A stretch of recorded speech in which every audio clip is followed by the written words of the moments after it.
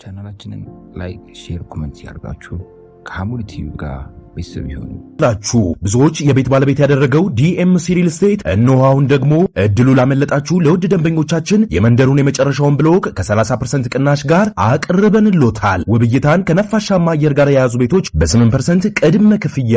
ምን ይሄ ብቻ! ሰፊ የልጆች መጫወቻ፣ 5 የመዋኛ ገንዳዎች እየተካተቱለት፣ በቂ የመኪና ማቆሚያ ከኤሌክትሪክ ቻርጅ ጋር፣ ይህን ሁሉ በአንድ ከበቂ የተፈጥሮ እይታና ሲቲቪው ጋር የሚያገኙበት 60% የባንክ ብድርም አመቻችተንሎታል። ያስተውሉ፣ በእኛ በኩል ለምትሄዱ 10 ደንበኞች እስከ 30% ቅናሽ ያገኛሉ። ያሉን ውስን ቤቶች ስለሆኑ በድርጅቱ ስልክ በ0935 011055 ላይ ፈጥነው ይደውሉ። አማና በእስላም ትልቅ ቦታ አለው። አማና ማይገባበት ጉዳይ የለም። አማና የሚባለው ነገር ይላሉ ዑለማዎቹ ሲገልጹት كل ما افترض على العباد فهو أمانة كالصلاة والزكاة والصيام وأداء الدين صلاة زكاة صوم ዕዳን መክፈል የመሳሰሉት አላህ ግዴታ ያደረጋቸው በአጠቃላይ አማና ውስጥ ይካተታሉ።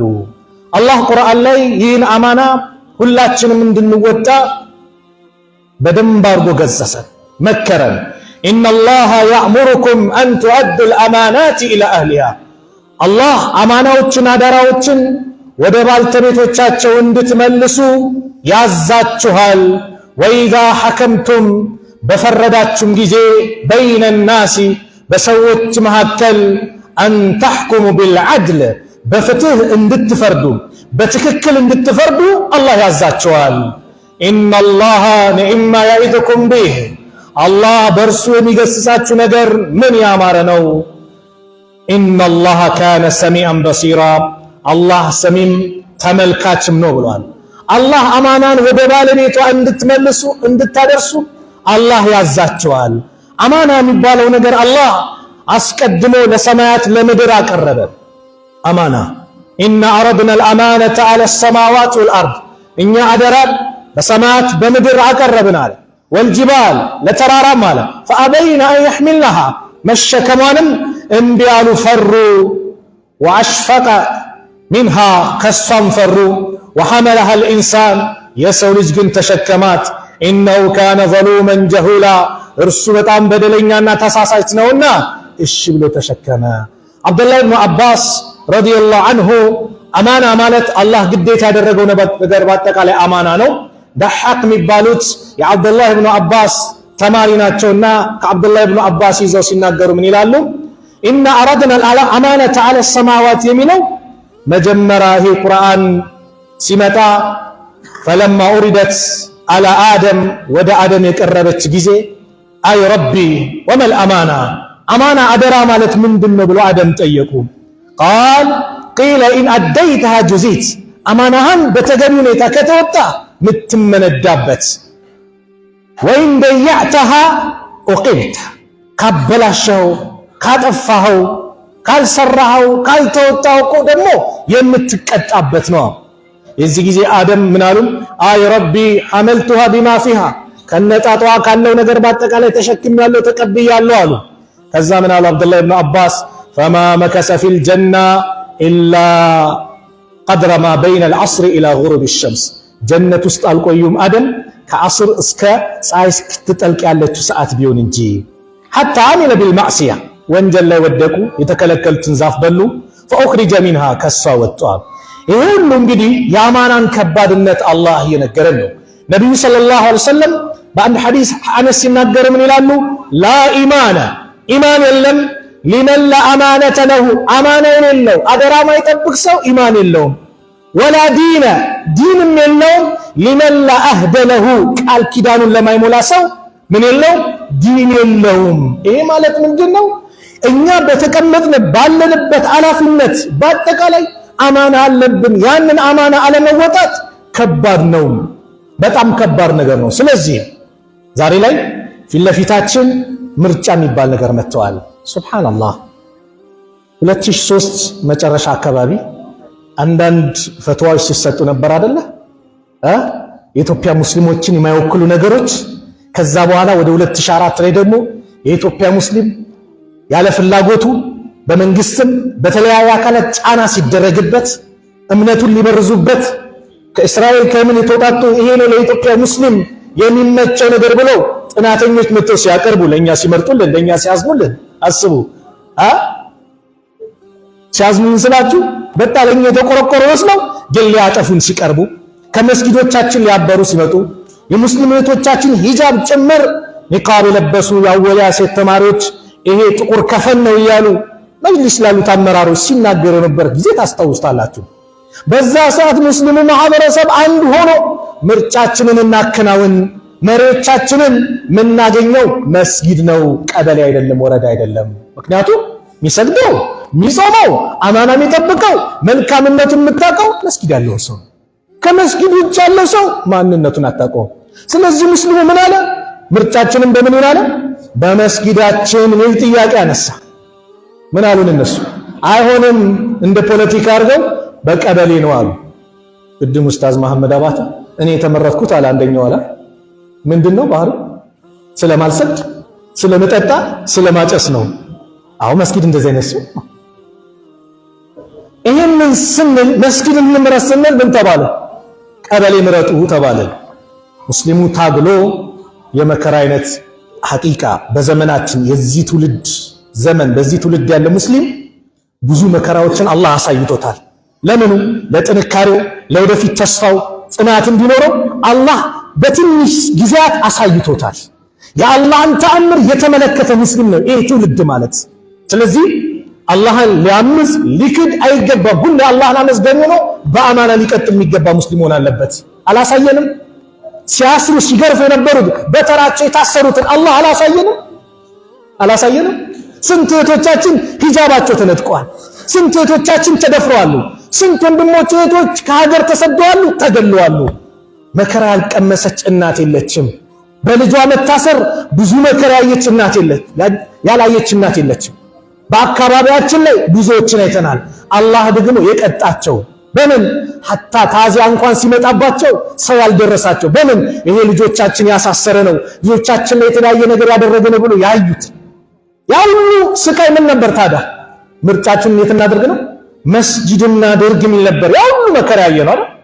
ዛሬ ደግሞ አልহামዱሊላህ ነገሮቹ ተቀይረው ምርጫችንን የት እናድርግ የሚል መጣ። መስጊድ ወላሂ መጅሊሱን በጣም ልናመሰግነው ይገባል። በግድ መመረጥ አለበት ሚል አቋም የወጣን መጅሊስ ልናመሰግን ይገባል። መምረጥ ማለት እኔ ልብ በሉ ስንመርጥ አማና ነው ብያቸዋለሁ። ርዕሳችን የሚመርጠው ሰው አማና አለበት። በዘመድ በግሩፕ በምናምን አይደለም። የኢትዮጵያ ሙስሊም አንድ እርምጃ ወደፊት የሚያስኬድ የኢትዮጵያ ሙስሊም አንገቱን ቀና እንዲያደርግ የሚያደርግ በሁሉም ተቋማት ላይ ተሳታፊ እንዲሆን የሚያደርግ መሪዎችን ለማምጣት ኃላፊነቱ የማን ነው? የሁላችንም ነው። እኛ ካልመረጥን ነገም ሂጃብ ተከለከለ፣ ነገ ሰላት ተከለከለ፣ ነገም በኢድ ቀን ካላንደር ምናምን ኢድ ቀን ላይ ፈተና ምናምን ብሎ ሲመጣ ሁሌ ጭቅጭቅ ነው፣ ሁሌ መጮህ ነው። ግን ይህንን የሚቋቋም ጠንካራ ተቋም ደግሞ መፍጠር የማን ኃላፊነት ነው? የኛ ነው። አሁን ያለ መጅሊስ መንገዱን እየጠረገው ነው፣ እያስተካከለው ነው አይደል? ምርጫው እንዲመጣ እያመቻቸ ነው። ውስጥ ያሉ ችግሮችን እየተጋፈጠ ቆይቷል። ሙሉ ለሙሉ ደግሞ የተሳካ እንዲሆን ሙሉ ለሙሉ ለውጥ ያለው እንዲሆን ሙሉ ለሙሉ የሙስሊሙን አንድነት የሚጠብቅ እንዲሆን ደግሞ ትልቁ ድርሻ ያለን እኛ ነን፣ ማንም አይደለም። እኛ የምንሰጠው ድምፅ ወይ ያጠፋናል ወይ ያለማናል፣ ወይ ዝቅ ያደርገናል ወይ ከፍ ያደርገናል። ስለዚህ ኪሳችን ምንሞላበት የኛነታችን ማንነት የግልተኝን በግል የራሳችን ምንበለጽግበት ነገር ሳይሆን ኡማው የሚድንበት ኡማው ከፍ የሚልበት የኡማው አንድነት የሚጠበቅበት ከምን በላይ የሙስሊሙ አንድነት ተጠናክሮ የሚቀጥልበት የጀማ ሳይባል አንድነቱን አጠናክሮ ያለበትን ኺላፍ ጭቅጭቅ በጠረጴዛ ዙሪያ ላይ ቁጭ ብሎ በቁርአን በሐዲስ የሚነጋገርበት የሚፈታበትን ነገር እንዲመቻች የሚያመቻቹ መሪዎችን ለማምጣት የሁላችንም ኃላፊነት ነው። ምርጫ ላይም ደግሞ አላህ ወፍቃቸው የመጡ ሰዎች ደግሞ ትልቅ አማና አለባቸው። ትልቅ ዛሬ እኛ ለማይገባው አካል ይህንን ነገር ካደረግን አንደኛ ነብዩ ሰለላሁ ዐለይሂ ወሰለም የተናገሩት ነገር ላይ ራሳችን እየፈጸምን ነው። አንድ መጥቶ ለነብዩ ሰለላሁ ዐለይሂ ወሰለም ትምህርት እየሰጡ ሐዲስ እየተናገሩ ባሉበት ሰዓት ይላሉ አባ ሁረይራ ሰዎች ቁጭ ብለው ባሉበት ሰዓት አንድ አራቢይ መጣ። መተሰዓ ቂያማ መቼ ነው ብሎ ነብዩን ጠየቃቸው። የዚህ ጊዜ ነብዩ ሰለላሁ ዐለይሂ ወሰለም ዝም አሉት። ከዛ አንዳንዱ ሰሃቦች አይ ጥያቄውን ጠልተው ነው ዙር ያሉት አሉ። ሌሎቹ ደግሞ አልሰሙትም አሉ። ከዛ ንግግራቸውን ኢዛ ቀዳ ሐዲሰሁ ሐዲሳቸውን የጨረሱ ጊዜ አይነ ኡራሁ ሳኢሉ አን ሰዓ የታለ ስለ ቂያማ ሲጠይቅ የነበረው ብለው ነብዩ እስኪጨርሱ ነበር ነው የጠበቁት። የታለ ብለው ጠየቁ። ቃለ ሃላ ያ ረሱላህ እኔው ነኝ አላቸው። ምን አሉት ነብዩ ሰለላሁ ዐለይሂ ወሰለም ኢዛ ዱይአቲል አማነቱ ፈንተዚር ሰዓ አማና የጠፋች ሰዓት ቂያማን ተጠባበቅ አለ። ከይፈ ኢዳአቱሃ እንዴት ነው የምትጠፋው ብሎ ጠየቃቸው። ልብ ብላችሁ ያዙ። ነብዩ ምን አሉ? ኢዛ ውሲደ አልአምሩ ኢላ ገይሪ አህሊሂ ፈንተዚር ሰዓ የጉዳዩ ባለቤት ከባለቤቱ ውጪ የተሰጠ ጊዜ ምን በል ቂያማን ጠብቃል። አሊም መቀመጥ ሲገባ ወንበሩ ላይ ጃሂል የሚቀመጥ ከሆነ ቂያማን ጠብቅ። ስለዚህ አሊምን ልናስቀምጥ የምንችለው አማና ሊጠብቅ ልናስቀምጥ የምንችለው ለኢትዮጵያ ሙስሊም የሚጨነቅ ልናስቀምጥ የምንችለው እኛ ነን። አይ ምን አገባኝ ብለን አልመርጥም ብለን ወደ ኋላ ከሄድን አንድ ስንመርጥም ደግሞ በቸልተኝነት በደንብ ጥናት ሳናደርግ የምንመርጥ ከሆነ ሁለት በሶስተኛ ደግሞ ይሄ የኛ ዘመር ነው የሆነ ቀን ምሳ ጋብዞኛል የሆነ ቀን እንዲያርጎኛል ብለን ምንጓዝ ከሆነ ደግሞ ምን አድርገናል? ነገሩን ለማይመለከተው አካል ሰጥተናል ነብዩ እንዳሉን ማለት ነው። ይሄን ጥንቃቄ ይፈልጋል። ኃላፊነት አደራ ነው። ሐቂቃ ኃላፊነት ከባድ ነው። ያን ኃላፊነት የተወጡ ነገ የመልቂያማ ትልቅ እንዳላችሁ። ስለዚህ የኔ ጥቅም ይቅርብኝ ብለን የሙስሊሙ ጥቅም እንዲመጣ የሁላችንም መሯሯጥ አለብን። በባለፈው መስጊድ ፕሮግራም አይሻ መስጊድ ላይ ይሄን መሰል ፕሮግራም ተዘጋጅቶ ነበር። ያዘጋጁት ወንድሞች የክፍለ ከተማው የመጅሊስ አመራሮችም ጀዛኩሙላህ ኸይር ማለት እወዳለሁ። ጥሩ ፕሮግራም ተዘጋጅቷል። አሁን ደግሞ በዚህ ሳምንት ደግሞ በዚህም በፈትህ አባቡራ መስጊድ የመጅሊሱ የክፍለ ከተማው እንደዚሁም የመስጊዱ ኮሚቴው በመነጋገር ይህንን የመሰለ ፕሮግራም አዘጋጅቷል። ለእናንተም ጀዛከላህ ኸይር። ለምን ሙስሊሙ ማህበረሰብ እንዲነቃ ሙስሊሙ በደንብ ነገሮችን እንዲመለከት የግንዛቤ መስጫ ነገሮችን ማዘጋጀት በሁሉም ቦታ ሊለመድ ይገባል። በሁሉም አገር ላይ ኢትዮጵያ ላይ እስካለን ድረስ ኢትዮጵያ ውስጥ ባሉ ክፍለ ሀገር ላይ በአጠቃላይ መስጊዶች ላይ ይደረግ ይገባል። ለምን ምን መርጠት ነው መስጊድ አይደል? ይሄ ነገር የሚደረገው መስጊድ ነው። ስለዚህ የሚመጡ አካላቶች ደግሞ ምን አለባቸው? ትልቅ አማና አለባቸው። እስቲ ቀደምቶቻችን እንመልከት። ዑመር ረዲየላሁ ዐንሁ ዑመር ማለት አንድ መሪ ሊሆን ይባላል ሶስት ነገር ያስፈልጉታል ይባላል። ጀግና መሆን አለበት፣ ፍትሃዊ መሆን አለበት፣ አዛኝ መሆን አለበት። ጀግና መሆን አለበት። በቃ ለሁሉም ነገር ለሙስሊሙ ማህበረሰብ የሚጋፈጥ ጀግና መሆን አለበት። አንድ ፍትሃዊ መሆን አለበት፣ ፍትህን ማጓደል። ሩህ አዛኝ መሆን አለበት አለ ዑመር። ደግሞ ሶስቱም አለባቸው። አዛኝ ናቸው፣ ፍትሃዊ ናቸው፣ ጀግናም ናቸው። ከራሳቸው ጥቅም የማንን ጥቅም ያስቀድማሉ? የወንድሞቻቸውን የሙስሊም ወንድሞቻቸውን እህቶቻቸውን ጥቅም ያስቀድማሉ። ለዚህ ነው አማናን ስለሚጠብቁ አማናን የሚጠብቅ ማህበረሰብ ለዑመር ሰጣቸው። አንድ ቀን ዑመር አዋጅ አወጁ። ምን አይነት አዋጅ? ወተትና ውሃን ቀላቅላችሁ እንዳሸጡ አሉ ዑመር ሲሉ ሁሉም የዑመርን ትምህርት ሰምቶ ሄደ። አንድች እናት ለልጇ እስቲ ወተቱ ላይ ውሃ ጨምሪበት እንዲበዛ አለች። እቺ ልጅ ምን አለች? እንዴ ቅድም አሚረል ሙእሚኒን ዑመር ኢብኑ ኸጣብ እኮ ከለከሉ አለች። እናት ምን አለች? አይነ ነህኑ ሚን አሚረል ሙእሚኒን እኛ ከአሚረል ሙእሚኒን አሁን የት ነው ያለነው? ቤታችን እኮ ነው። እሱ ቅድም እዛ ነው ያለው። ኢነሁ ላ የራና እሱ አይመለከተንም አለች። እቺ ጀግና ሴት ግን የዑመርን ትምህርት ስትከታተል የነበረች ሴት ግን ኢንካነ አሚረል ሙእሚኒን ላ የራና የአሚረል ሙእሚኒን የሙእሚኖች መሪ ማየውንም እኮ ቢሆን የሙእሚኖች መሪ የአሚረል ሙእሚኒን ጌታ አላህ እኮ ይመለከተናል። ዑመር እቺን ንግግር ሰሙ፣ በጣምም ተደሰቱም። ቤቱ ምልክት አድርግልኝ ብለው ቤታቸው ሄደው አንዲት ጀግና ሴት አግኝቻለሁ ማን ነው የሚያገባት አሉ። አገቧቸው። አንድ ልጃቸው አገባ። ከሷ ዘር ማን መጣ? አምስተኛው ኸሊፋ ዑመር ኢብኑ አብዱል አዚዝ የመጡት ከዛ ናቸው። ሌላ ቂሳቸው ለዑመር ከአብዱላህ ኢብኑ ዲናር ምን ይላሉ? خرجت مع عمر بن الخطاب رضي الله عنه الى مكه መካ መንገድ ላይ ወጣው። አንድ እረኛ ከተራራው መንጋዎቹን ፍየሎቹን እየነዳ መጣ። በሚመጣበት ሰዓት ላይ ይህንን ባሪያ እስቲ እችን ፍየል ሽጥልኝ አለ። እኔ ባሪያ ነኝ አልችልም። እሺ ለአለቃ ተኩላ በላው ብለህ ትነግረዋለህ አሉት። ይሞክሩት። የዚህ ጊዜ ይሄ እረኛ ምን አላቸው? ፈአይነ አላህ የት ነው? አላህ አይመለከተኝም እንዴ አለ። ፈበካ ዑመር ረዲየላሁ ዐንሁ ዑመር ማልቀስ ጀመሩ። ለምን ዑመር ማልቀስ ጀመሩ? ይህንን ነገር ሲሰሙ ከኔ ኡመት የመገኘት ብለው ከሳቸው ከሚኖሩት ህዝብ ይሄ መገኘት አስደሰታቸውና ሄደው አለቃን አሳዩኛሉት። አለቃውን አሳያቸው። ከዛ በኋላ ዑመር ለአለቃው ግዛኝ ልሽጥልኝ ያሉት ይሄን ባሪያ ሸጡለት። ዑመር ነፃ አወጡትና አንድ ቃል ተናገሩ። አላህን ፈርተህ አማናን በመጠበቅህ እቺ ንግግር እቺ ስራ ዱንያ ላይ ከባርነት ነፃ አውጥተሃለች፣ ነገ የውመል ቂያማ ደግሞ ከጀሃነም እሳት ነፃ ታወጣለች ብዬ ተስፋ አረጋለሁ።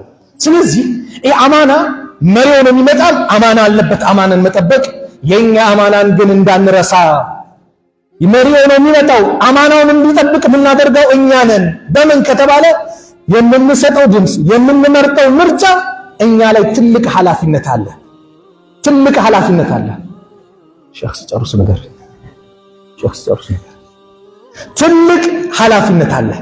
ትልቅ ነገር አለ። ስለዚህ እኛ ጠንካራ ሙሳ አለይሂ ሰላም ውሃ ለማጠጣት ልጆቻቸው ማነው ሹዓይብ ልጆቻቸውን ውሃ ለማጠጣት ሲልኩ ሙሳ ተመልክቷቸው ታሪኩ ረዘም ያለ ነው። አጠጥተውላቸው እናንተ እንደዚህ እኛ ደካሞች ነን፣ አባታችን ደካማ ነው፣ እረኛ ካጠጣ በኋላ ነው የምናጠጣው ምናምን ሲሉ ሙሳ አጠጥተውላቸው በጊዜ ላኳቸው። የዚህ ጊዜ አባትየው ዛሬ እንዴት በጊዜ መጣችሁ? አንድ እኮ ደግ ሰው እንደዚህ እስቲ ጥሩት አለ።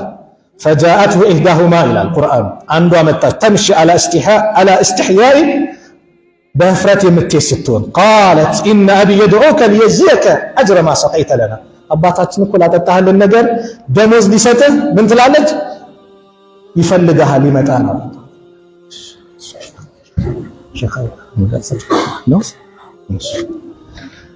ከዛ በኋላ አንተ ከቀጠርካቸው ሰዎችም አለች መጨረሻ ላይ ጠርታቸው ምን ብለው አባትየውን ቅጠረው አንተ ከቀጠርካቸው ሰዎች ጠንካራም ታማኝም እሱ ነው። እንዴት ታማኝ ሆናወቅሽ? እኔን ጥሪ ስትለኝ አንቺ ከኋላውኝ እኔ ከፊት ሄዳለሁ አሉ። ታማኝነታቸው ይሄ ነው። ሴት ልጅ ከኋላ ስትሆን ከፊት ከሆነች ወንድ ከኋላ ከሆነ ችግር አለ። አንድ ሁለት ደግሞ ቀውይ ነው ያልኩት ሲያጠጣ ቁዋውን አይተናል። ስለዚህ መሪው ነው የሚመጣው አካል ምን መሆን አለበት? ቀውይ ታማኝ መሆን አለበት። ከዚህ በላይ ብዙ መቀጠል አልችልም። የአዛን ሰዓቱም ደርሷል። የሚቀርብላችሁን ደግሞ ሌላ ሪፖርትም አለ እየተባለ ነው። ዋላ ኩሊ ሃል በእኛ ላይ ያለብን ኃላፊነት በአማና አላህን ፈርተን ስንመርጥ አላህን ፈርተን የምንመርጠውም አላህን የሚፈራ የውስጡን አናቅም፣ ነገር ግን ዛሂሩን በምናየው በሚንቀሳቀሰው ነገር አላህን የሚፈራ ለሙስሊሙ ማህበረሰብ አንድ እርምጃ ወደፊት ያስኬዳል፣ አማናን ይወጣል፣ ከግል ጥቅም የማህበረሰቡን ጥቅም ያስጠብቃል፣ አንድነትን ወንድማማችነትን ያጠናክራል ብለን የምናስበውን ሰው ልንመርጥ ወደፊት ልናመጣ በሁላችን ላይ ግድ ይላል። አላህ Subhanahu Wa Ta'ala ሰምተው ከሚጠቀሙ ሰዎች አላህ ያድርገን። የሁላችንን መጨረሻ አላህ ያሳምርልን። አንድነታችንን አላህ ያጠናክርልን።